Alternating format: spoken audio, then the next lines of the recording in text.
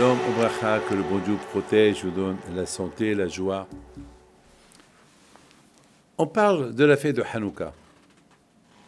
On parle du miracle, l'huile qui est restée allumée 8 jours.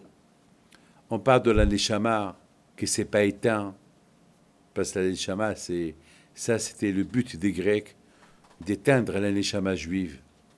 Donc, Baruch Hashem, il ne s'est pas éteint. On est là encore, avec notre judaïsme. On parle de la guerre, les Hashmonaïm qu'ils ont fait contre les Grecs. On ne parle pas des femmes. Alors, est-ce que les femmes, ils ont une part de la fête de Hanouka? On voit que la Torah, nos sages, ils nous parlent des champions, les Hashmonaïm, qu'ils ont fait la guerre contre les Grecs, et les femmes? Ah ben, vous savez que c'est grâce aux femmes que le miracle de Hanouka il s'est fait. C'est la raison pourquoi on dit, il y a une halakha, il y a une loi qui dit que les femmes n'ont pas le droit de travailler pendant l'heure que la Hanouka elle est allumée. Les femmes, ils doivent rester assises. Ils doivent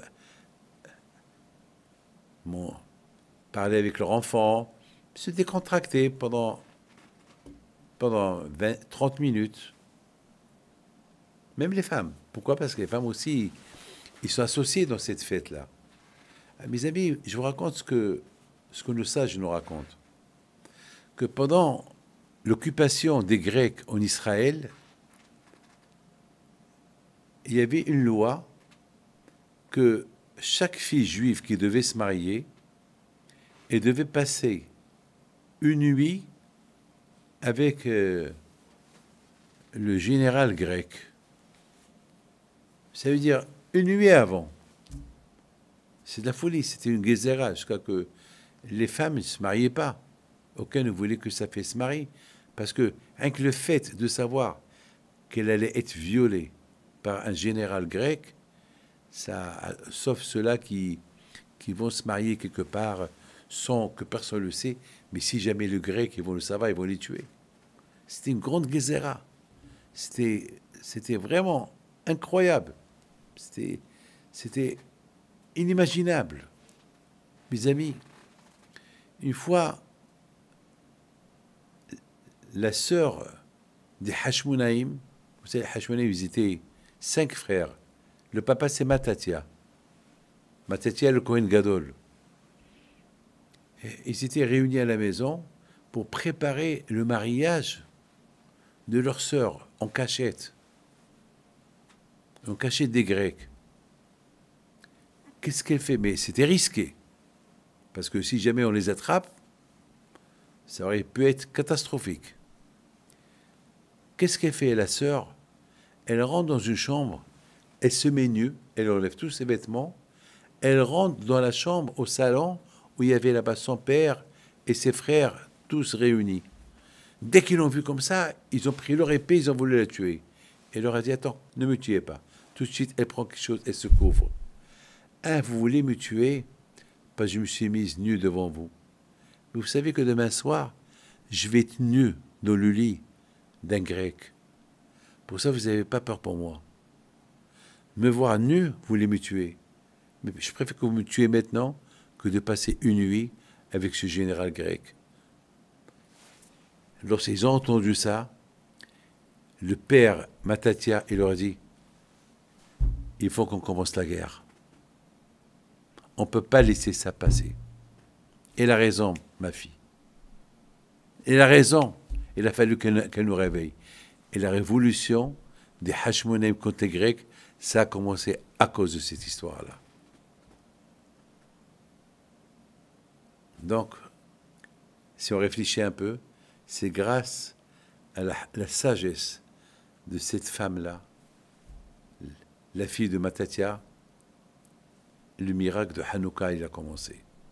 Donc, toujours un miracle, il y a toujours, lorsqu'il y a un miracle, il y a toujours quelque chose qui prépare le miracle. Alors, il y a une autre femme qui s'appelle Yehudit. Cette femme-là, elle aussi, À l'époque, lorsque les Grecs y dominaient Israël, cette femme yéhoudite était veuve, est une belle femme, très belle femme, elle était riche.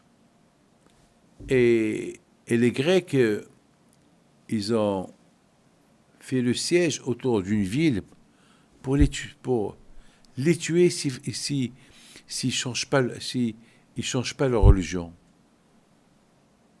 Donc, ils ne savaient pas quoi faire. Yehudit, qu'est-ce qu'elle a fait? Elle a dit, priez pour moi, laissez-moi sortir. Si le bon Dieu m'aide, alors il va m'aider. Si le bon Dieu ne m'aide pas, alors priez pour moi et priez pour ma neshama parce que je vais faire tout pour vous. Elle sort, elle va elle se dirige vers là où les soldats, l'armée des Grecs, ils étaient là-bas, ils siégeaient. Dès qu'ils l'ont vue, ils l'ont attrapée, ils ont vu une femme, une belle femme.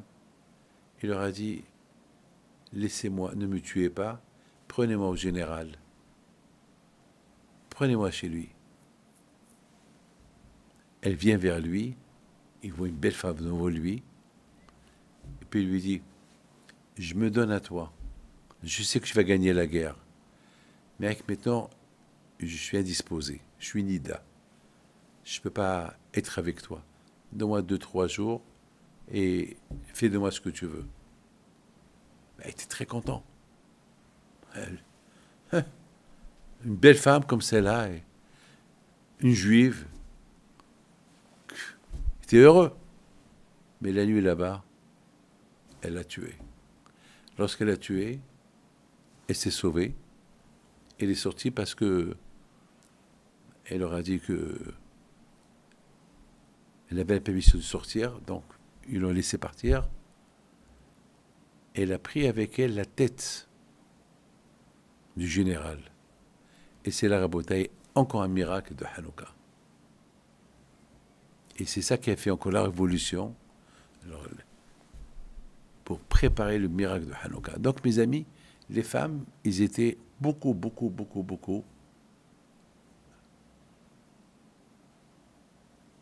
dans le miracle de Hanouka. Et ils ont beaucoup œuvré.